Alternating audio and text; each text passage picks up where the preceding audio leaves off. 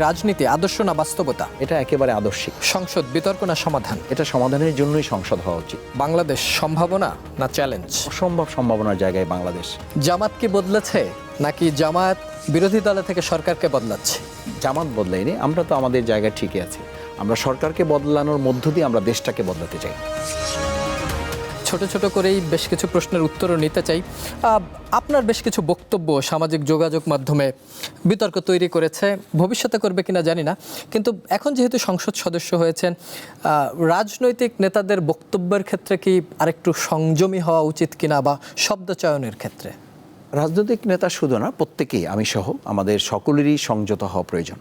বিশেষ করে আমরা যারা রাজনীতিতে আছি, আর এখন যেহেতু সংসদ সদস্য জনগণ আমাদেরকে তাদের একটা পবিত্র আমানত ভোটের মাধ্যমে নিয়ে এসছে, অবশ্যই সংযত হওয়া দরকার। আমি নিজে এটা খুব সিরিয়াসলি ফিল করি। এরপরও আমি মনে করি যে আমার যে ভুল হয় না তা না, আমার ভুল হয়। এখন ভুল থেকে মুক্তির দুটো পথ, একটা হলো হাইয়েস্ট ট্রাই করা, আর একটা হলো টোটাল কথা বলা বন্ধ করে দেওয়া। কিন্তু এখন যেটা হচ্ছে যে একটা ভুল, আগের সময় ছিল যে একটা ভুল হলে মানুষের কাছে এটা পোস্ত কম, হ্যাঁ, এখন যেটা হয় যে এই ভুলটাকে বিভিন্নভাবে ব্যাখ্যা করে এটাকে স্প্রেড করা হয় একটা ইন্টেনশন থেকে। তো সেই জায়গাটাও আমাদেরকে মাথায় নিতে হবে। ভুল হচ্ছে, ভুলটা আমি বিশেষ করে আমি মনে করি আমার ভুলগুলো কারেকশনের জন্য আমি সবসময় চেষ্টা করি যে আমার ভুলগুলো আমি যতটা পারা যায় কথা বলার ক্ষেত্রে আরও সতর্কতা বলব। আপনারা বিরোধী দলেও জোট রয়েছেন, সেখানে জামাত বিরোধী দলে বড় দল, সেখানে কিছু ছোট দল রয়েছে।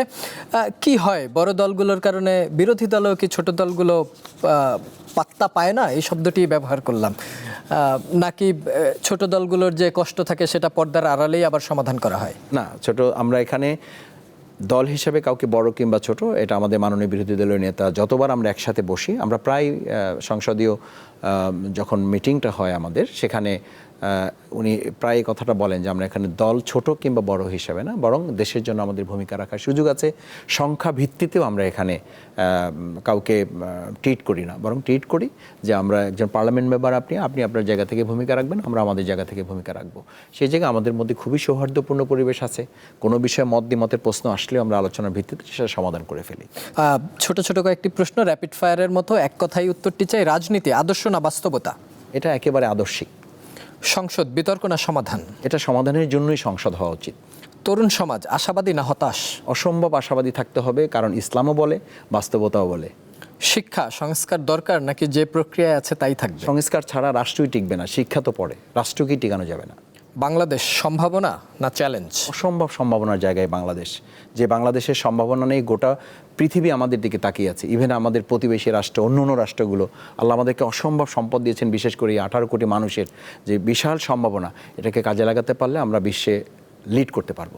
একদম শেষ প্রশ্ন, সংসদে এসে জামাত কি বদলেছে নাকি জামাত বিরোধী দলে থেকে সরকারকে বদলাচ্ছে? জামাত সংসদে এসে আমরা জামাত বদলাইনি, আমরা তো আমাদের জায়গায় ঠিকই আছি। আমরা সরকারকে বদলানোর মধ্য দিয়ে আমরা দেশটাকে বদলাতে চাই, দেশের পরিবর্তনটা নিয়ে আসতে চাই, রিফর্ম করতে চাই, যেটার জন্য 2024-এর গণ আন্দোলনটা হয়েছে। সেই শহীদের রক্ত এবং অসংখ্য আহত পঙ্গুত্ব বরণকারী ভাইদের যে প্রত্যাশা ছিল, যাদের স্লোগান ছিল উই ওয়ান্ট জাস্টিস, জাস্ট আমরা এই ল্যাঙ্গুয়েজটা ধারণ করতে চাই।